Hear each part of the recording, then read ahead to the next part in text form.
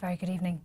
2 years on from the cryptosporidium outbreak in Brixham that left 10 people in hospital and more than 530 others unwell, South West Water has been fined £1.9 million. The company pleaded guilty to supplying water unfit for human consumption. It was back in May 2024 that 40,000 households were told to boil their water after a parasite that causes stomach cramps, vomiting and fever was found in the water supply. Well, tonight, those still living with the long-term health problems say that they're angry and that the fine isn't enough.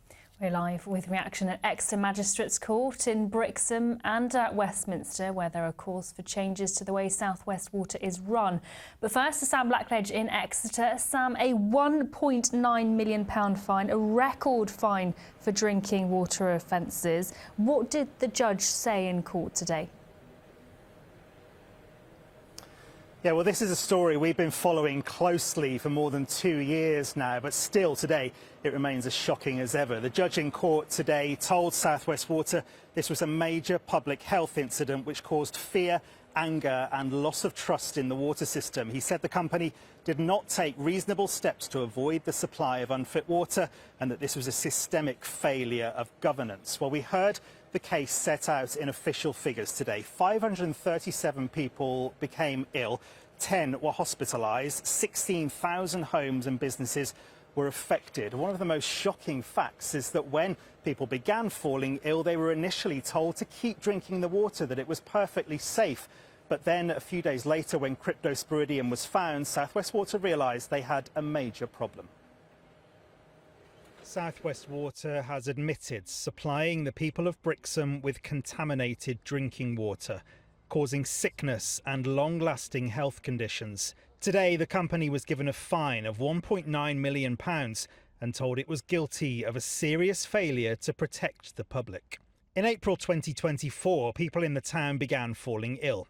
On May the 13th, the public were told their tap water was safe to drink. 2 days later, cryptosporidium was detected and 16,000 households were told to boil their water.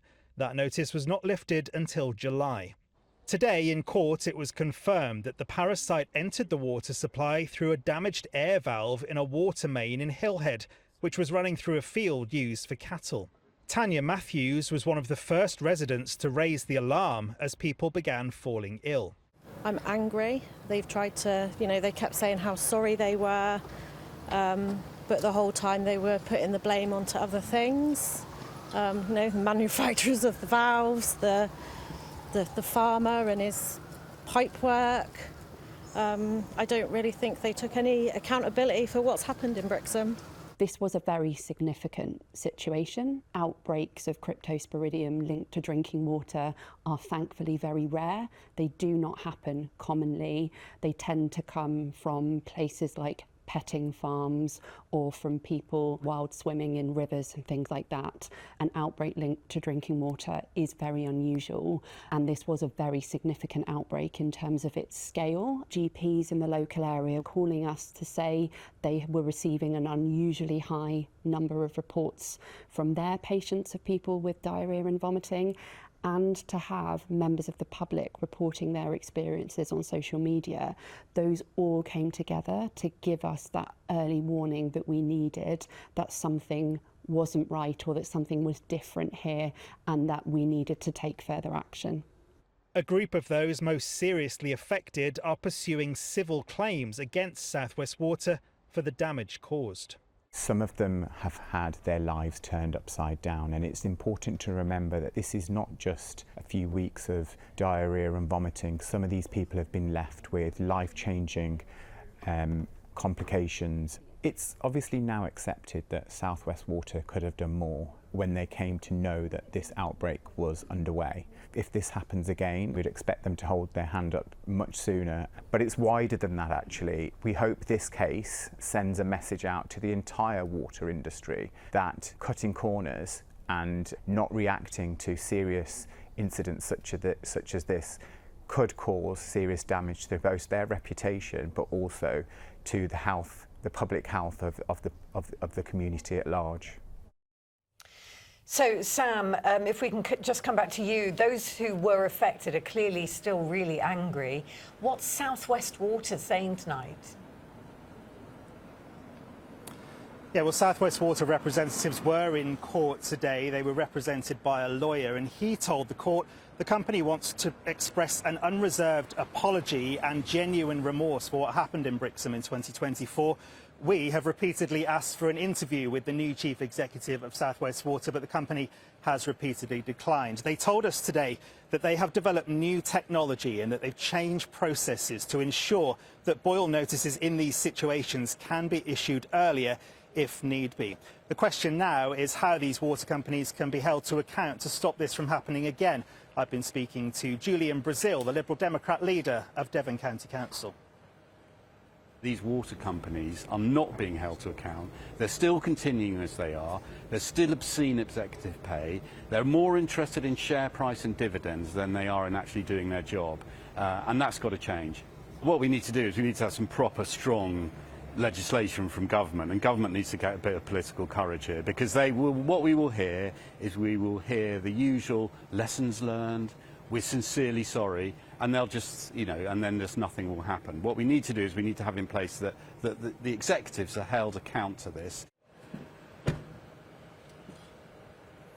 Well, at the heart of this story over all of the past 2 years has been the people of Brixham, Kingswear and Hillhead who were so badly affected by this. Today, some of them gave victim impact statements to the court, and the stories we heard were truly heartbreaking. Some of them left with long-term health conditions, some of them were hospitalised, and many of them really struggling to move on from what happened in 2024. I've been to meet some of them, and they told me their stories. The first time I sort of started to feel poorly, I was becoming very feverish, very achy all over, joints, muscles, very, very tired. And then along with that was the extreme sickness and diarrhea. I couldn't even keep a sip of water down, the minute anything touched, sort of hit me inside, I was just suffering with extreme diarrhea. That then progressed into blood loss, to the point where I was having to make trips to the hospital to be sort of monitored. I didn't realise at the time how severe my illness was going to become.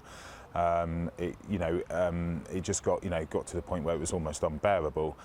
John has recently experienced what he describes as another flare-up, which he believes is linked to the original bout of cryptosporidiosis. Exactly the same symptoms as before, a mirror image of 2 years ago. My tummy has never been the same since I've had it. It may never leave. The people I've spoken to, the doctors, the research that I've done as well, it can quite often, cryptosporidium can almost just live in the body forever. And it may just be something I have to live with. So, yeah, it's frightening. When people began falling ill, South West Water told them the tap water was safe to drink. 2 days later, it was confirmed that the water supply was contaminated and a boil notice was issued to 16,000 homes. I got told that afternoon that it was perfectly safe to drink, there's nothing wrong with it, and then before you know it there was water stations dotted around the areas of Brixham. So clearly they lied. There's no amount of money that will make it okay, especially for those that are still suffering and those that are having to live with damaged health as a direct result of drinking the infected water. Before it became big news, there was a whole neighborhood that was sick that kept telling the water company, everybody in this neighborhood is sick. Some of us are going to the hospital and stuff. It's got to be the water. Can you check it? They said they were checking it, but they said, oh, we can keep drinking the water. And that wasn't the case. They were checking the main plant, but not Hillhead where it was happening from. They could have stopped this. They could have saved a whole bunch of people from getting sick, but they didn't want to admit they had a problem. Joe is another who became unwell in 2024 and is still experiencing symptoms today. It was a terrible summer, horrific. I was really sick. I lost a lot of weight really quick, couldn't eat. I have irritable bowel syndrome now because of it. I have flare-ups sometimes that feel like the first week I had gotten sick. I don't drink tap water ever anymore. I use bottled water. I'll brush my teeth and shower, but I will not drink it. I don't trust it. I mean, how can you? You pay these people to provide a service and it's supposed to be safe, and then you find out that your water here is infected, you're sick. They're not doing their job. They're not doing what they're supposed to or being paid to do, and I think they should get in real trouble for that. My son was infected with the cryptosporidium. He was very, very poorly. He was admitted to hospital 3 times, needing a drip, etc. It has left him with ongoing and significant problems as a result, life-changing problems. Jen is speaking to me remotely today because the impact the parasite had on her 10-year-old son means he still can't have visitors in their home. As all mums, you just want your child to be healthy and happy. As a result of what's happened, he's going to need a lot more support.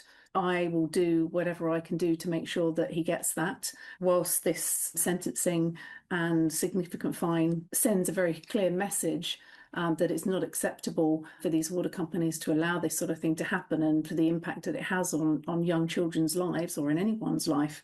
But I think there really should be custodial sentences as a result of this. The punishment, I don't think, is strong enough given the severity and, you know, the impact that it's had on people, on children. You know, it's caused life-changing, devastating problems. And we've been living with this now for 2 years and it's not going away.